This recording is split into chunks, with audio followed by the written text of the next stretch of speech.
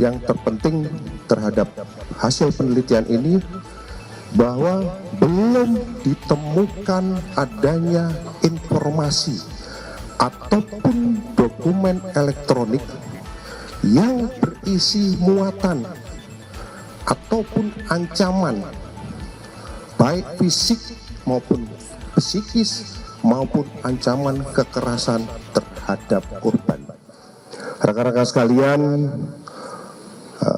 perlu kami sampaikan dari hasil serangkaian penyelidikan yang dilakukan oleh penyidik, baik itu dari keterangan saksi-saksi, kemudian dikaitkan dengan barang bukti, serta didukung oleh scientific investigation crime dan keterangan para ahli, kami menyimpulkan bahwa pada hari Selasa tanggal 8 Juli 2025 sekitar pukul 8:10 waktu Indonesia bagian Barat telah ditemukan sesosok mayat laki-laki di rumah kos di guest house Godang Dia, kamar 105 di Jalan Godang Dia Kecil nomor 22 Menteng, Jakarta Pusat. Setelah dilakukan olah TKP dan pendalaman bahwa identitas daripada korban adalah ADP berusia 39 tahun yang merupakan staf dari Kementerian Luar Negeri. Pada saat ditemukan, korban dalam posisi terlentang dengan menggunakan celana pendek dan kaos, terbaring di atas kasur dalam keadaan kepala tertutup plastik dan terlilit lakban warna kuning. Dan pada saat ditemukan, ini kami luruskan, kesempatan ini kami luruskan karena kemarin ada beberapa pemberitaan di media yang menyatakan bahwa tangannya terikat. Bahwa faktanya pada saat ditemukan tangan korban tidak terikat. Ya, tangan dan kaki tidak terikat.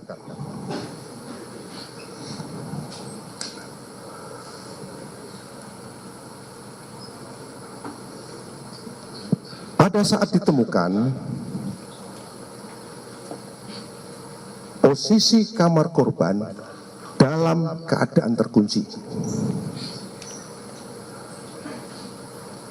Perlu kami jelaskan bahwa ketika ditemukan tersebut, kunci daripada kamar korban ini ada 3 lapis. Yang pertama adalah lapisan dengan menggunakan kartu tap, itu bisa diakses dari luar.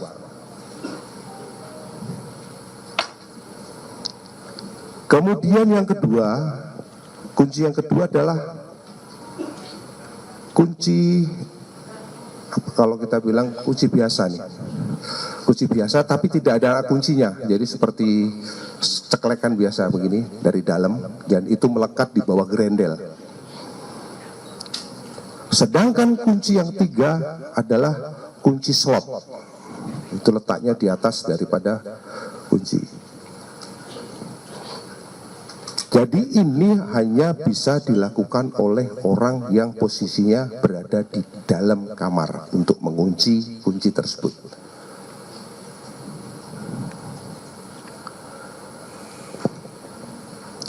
Kemudian setelah dilakukan penelitian terhadap TKP, tidak ada akses lain untuk memasuk ke dalam kamar tersebut selain pintu maupun jendela. Karena di samping ini adalah tembok, belakang juga tembok, sedangkan penyelidik telah melakukan pengecekan dan penelitian secara mendalam terhadap plafon, dan itu plafon tidak ada yang rusak.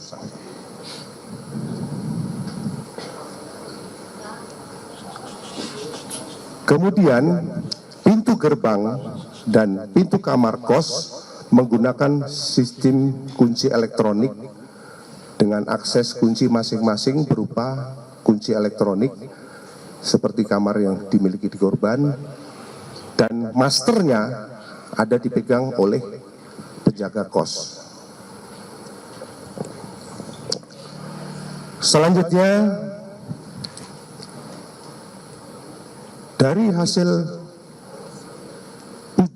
pengujian terhadap barang bukti yang dilakukan oleh laboratorium forensik digital terkait CCTV yang ada dari 20 titik CCTV, didapatkan hasil korban mulai berangkat dari kantor pada hari Senin tanggal 7 Juli 2025 sekira pukul 07.03, kemudian di kantor pada pukul, ini kami perlihatkan, ini CCTV-nya, ini CCTV-nya 7.03, kemudian ini adalah pada saat masa kantor 7.20, kemudian pada pukul 17:52, jadi ini berlanjut ya, ini berlanjut karena ada beberapa titik 20, kami ambil intisarinya saja. Pada pukul 17:52 ini ya, 11:52 korban terpantau berada di Mall Grand Indonesia.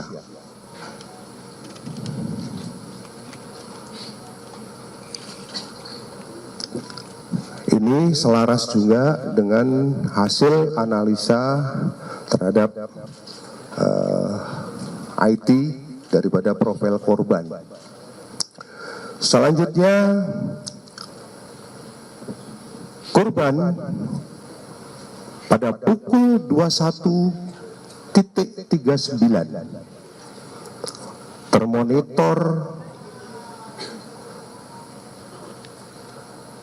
memasuki Kemenlu. Ini sebelah kiri, rekan-rekan sekalian, 21.39 memasuki Kemenlu.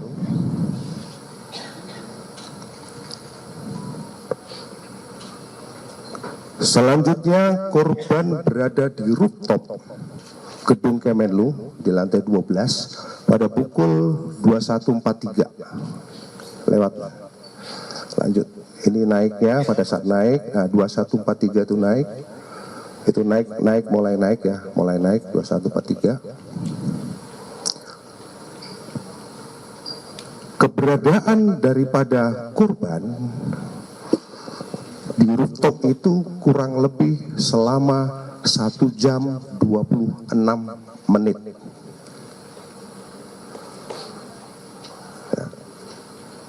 Berdasarkan pengamatan dari CCTV, di awal ketika naik, korban memang betul membawa tas gendong dan tas belanja ya, ada dua, satu tas gendong, satu tas belanja. Namun pada saat turun dari rooftop,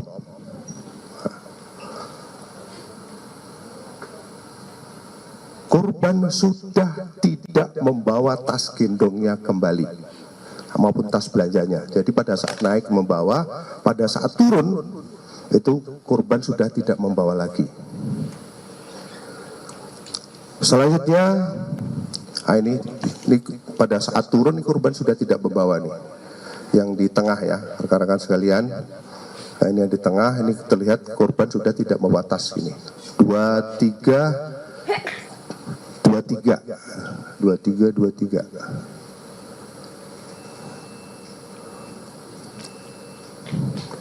2309 ya. Ulangi 2309 ini pada saat turun sudah tidak membawa tas lagi, maupun tas gendong maupun tas belanjaan, sehingga masih terlihat lagi di bawah yang sebelah sana pun masih terlihat 2312 itu di bawah di pintu keluar.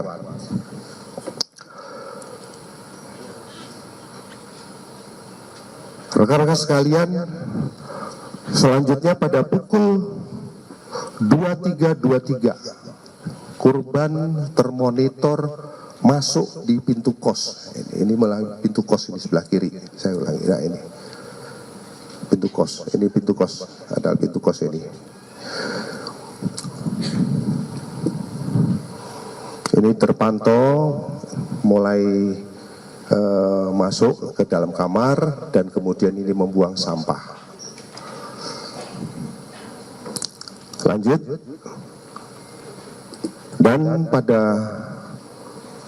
hari Selasa tanggal 8 Juli 2025 pukul 7:39 di sini, setelah pintu dibuka,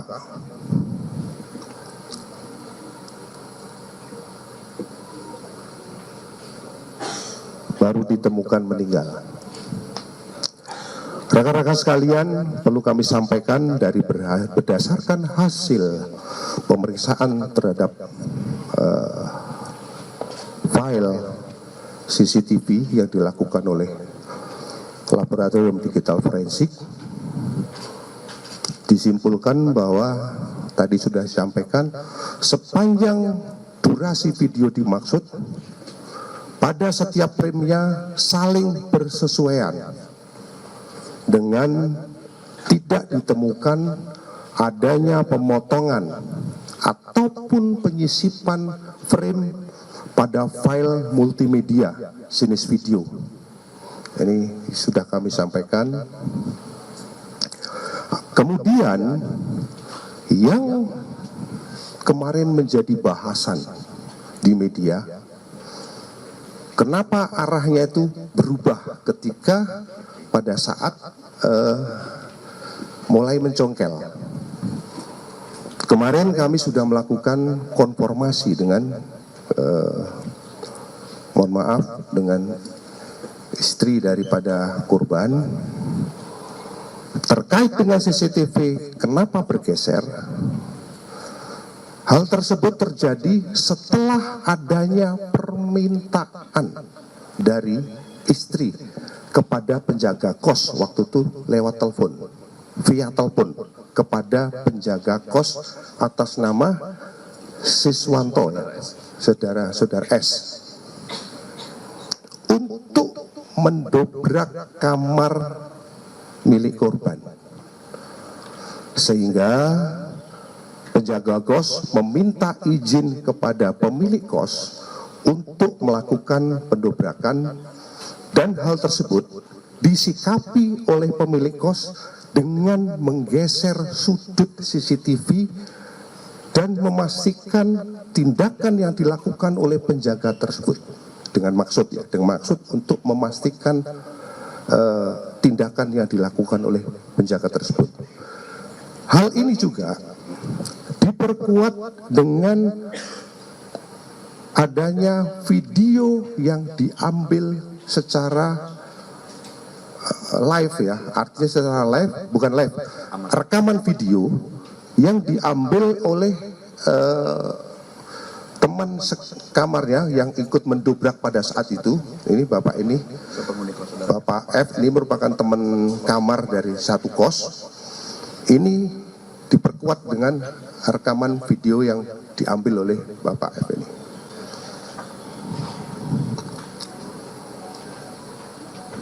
Rekan-rekan sekalian, itu dari analisis terhadap CCTV yang kita kumpulkan. Selanjutnya berdasarkan pemeriksaan digital forensik terhadap device, baik itu laptop kemudian MacBook, maupun Samsung Note. Ya, ada handphone Samsung Note yang ditemukan di kamar korban. Ini ada satu handphone yang ditemukan di kamar korban. Ditemukan adanya histori pencarian tentang beberapa penyakit yang dialami oleh korban. Selain itu, ditemukan riwayat komunikasi dengan pengguna akun. Tadi sudah disampaikan oleh tim dari digital forensik.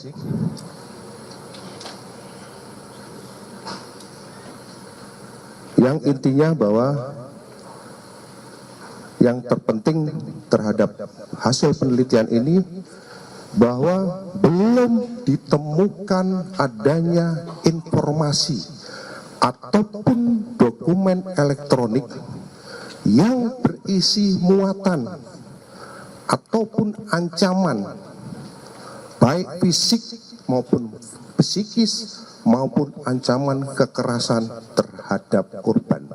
Jadi saya ulangi lagi, dari hasil penelitian secara digital tidak ditemukan ancaman fisik maupun psikis terhadap korban, termasuk ancaman kekerasan.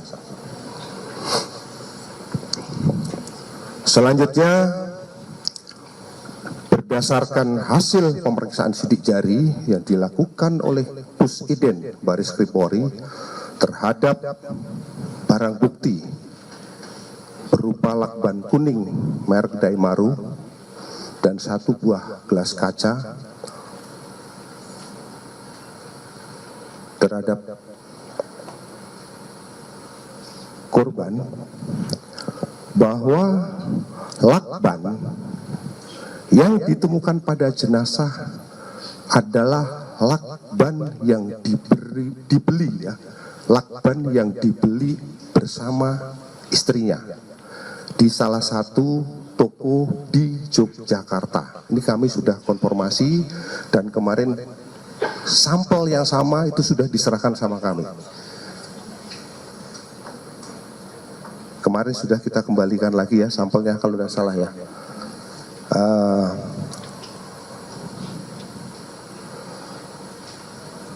Di mana lakban tersebut itu dibeli tahun 2000, dibeli sekitar bulan Juni tahun 2025.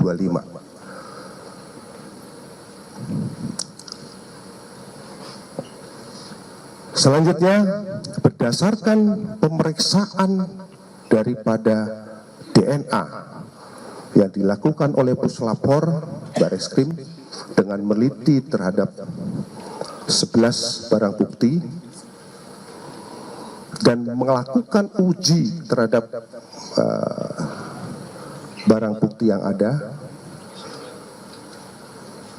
dengan hasil tidak ditemukan adanya DNA milik orang lain selain DNA milik korban, termasuk pada lakban dan barang bukti yang ada di TKP pada saat itu, mulai dari spray, kemudian sarung bantal, gelas dan lain sebagainya, itu hanya DNA milik korban.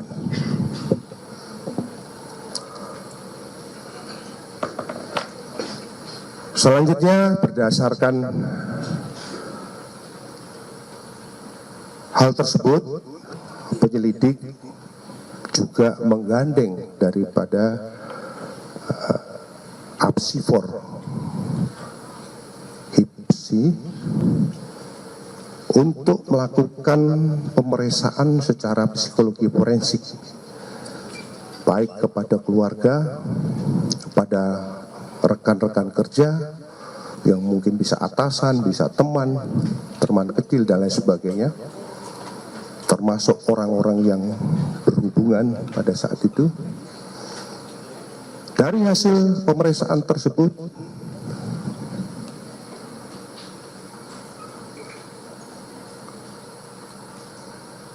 disimpulkan bahwa indikator daripada kematian daripada ADP ini mengarah pada indikasi meninggal tanpa keterlibatan pihak lain.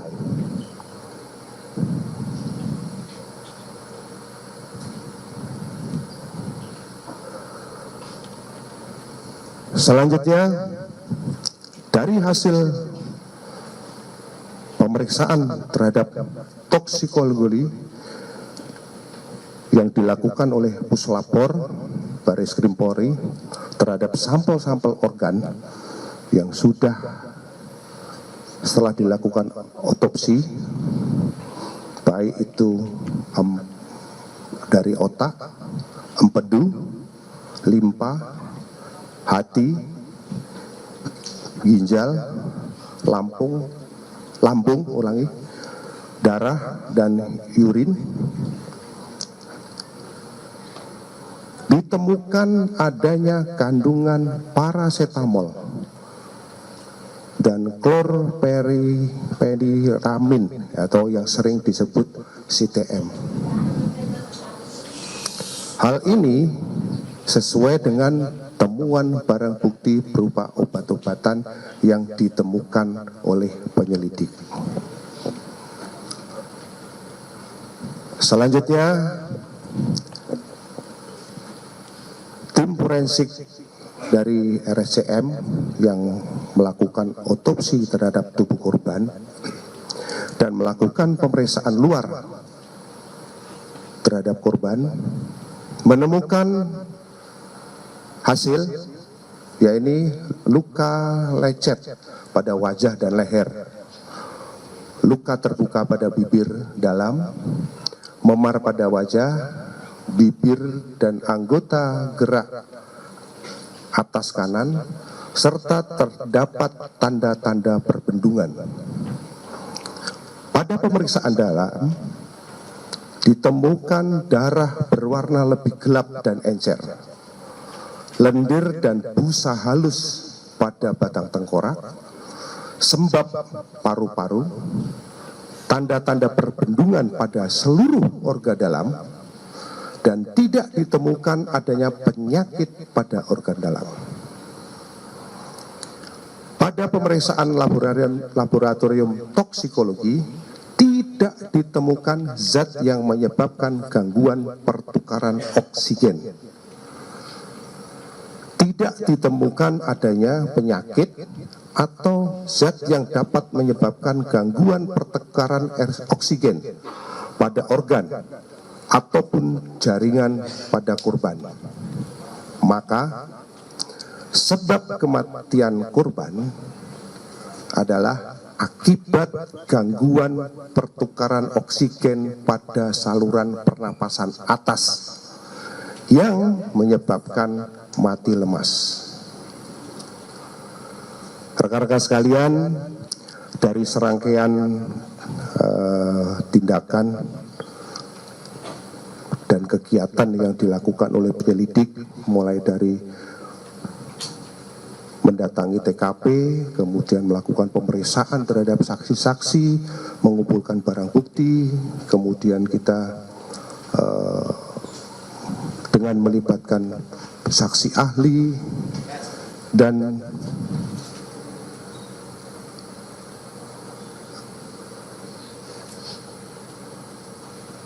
pada kesempatan yang baik ini kami akan menyimpulkan hasil daripada penyelidikan yang kami lakukan, bahwa penyelidikan yang kami lakukan, kami simpulkan belum menemukan adanya peristiwa pidana.